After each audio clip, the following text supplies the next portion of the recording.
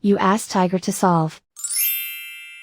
This deals with linear equations with one unknown.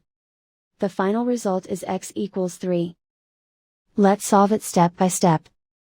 Group all constants on the right side of the equation. Add 2/5 to both sides. Combine the fractions. Combine the numerators. Reduce the zero numerator. Simplify the arithmetic. Combine the fractions. Combine the numerators. Find the greatest common factor of the numerator and denominator.